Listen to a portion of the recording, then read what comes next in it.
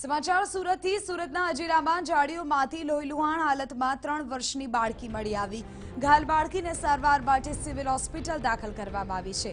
બીજી તરફ ઘટનાની જાણ થતાં જ સ્થાનિક પોલીસ સહિત ઉચ્ચ અધિકારીઓનો કાફલો સ્થળ પર દોડી આવ્યો હતો।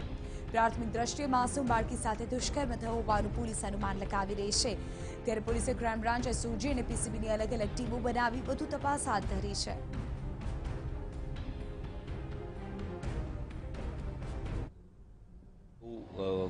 જાણવા મળ્યું છે કે રેપનો કેસ છે, 2.5-3 વર્ષની બાળકી છે।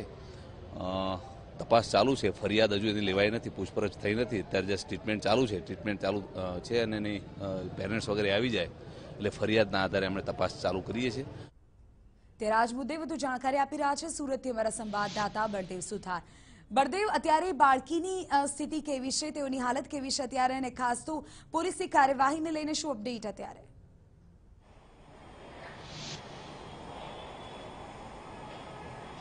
વિધિ, જે રીતના સુરતના હજીરા વિસ્તારની જે ઘટના સામે આવી છે એક કરુણ ઘટના કહી શકાય છે, કારણ કે સુરતમાં છેલ્લા ઘણા સમયથી આ રીતની ઘટનાઓનો જે એક પછી એક જે દોર ચાલી રહ્યો છે। કારણ કે અગાઉની જો વાત કરવામાં તો અગાઉ પાંડેસરા વિસ્તાર, ડિંડોલી વિસ્તારમાં પણ આ રીતની ઘટનાઓ, માસૂમ બાળકી ઉપર રેપની ઘટનાઓ બની ચૂકી છે। ત્યારે ગઈકાલે હજીરા વિસ્તારમાં એક માસૂમ બાળકી, 2.5 થી 3 વર્ષની જે બાળકી છે, બપોરના સમયે તેના ઘરે રમી રહી હતી। તે દરમિયાન અચાનક જ આ જે બાળકી હતી એ ગુમ થઈ હતી અને પરિવારજનો દ્વારા તેની શોધખોળ શરૂ કરી હતી। આખરે આ બાળકી ન મળવાના કારણે સાંજના સમયે એક અજાણ્યો ઇસમ જે બાળકી છે તે બાળકીને તેના ઘર નજીક મૂકી અને ભાગી છૂટ્યો હતો। જ્યારે પરિવાર દ્વારા આ બાળકી સાથે પૂછપરછ કરતા આખી હકીકત જે બહાર આવી હતી કે આ બાળકી જે છે તે ઝાડીઓ વિસ્તારમાંથી જે ઝાડીઓ છે ત્યાં રડી રહી હતી અને તે લોહી લુહાણ હાલતમાં હતી, તેથી તેને સ્થાનિક લોકોએ તેને ઘર સુધી મોકલી આપી હતી। બાદમાં પોલીસે આ બાબતે પૂછપરછ કરતા આખી હકીકત બહાર આવી હતી કે પ્રાથમિક દ્રષ્ટિએ આ બાળકી સાથે, માસૂમ બાળકી જે છે તેની સાથે દુષ્કર્મ થવાની પ્રાથમિક વિગત જે બહાર આવી હતી। તાત્કાલિક તેને નવી સિવિલ હોસ્પિટલ ખાતે ખસેડવામાં આવી હતી। હાલમાં જે બાળકી છે તે સારવાર હેઠળ છે, તેની તબિયત જે છે સુધારા ઉપર જણાવી રહી છે।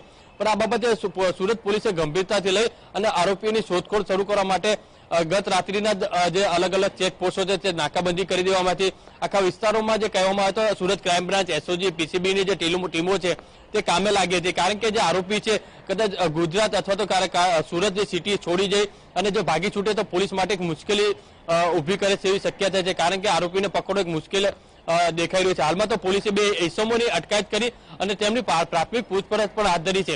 એટલે ચોક્કસપણે કહી શકાય નહીં કે આજે આ 2 ઇસમો જે પકડાયા છે તે આરોપી જ હોઈ શકે છે, પણ જે દિશામાં પોલીસે તપાસ હાથ ધરી છે કે આ જે બાળકી હતી તેને કોણ ઘરેથી લઈ ગયું, તો આજુબાજુના નજીકમાં લાગેલા સીસીટીવીના આધારે પણ પોલીસ તપાસ હાથ ધરી છે।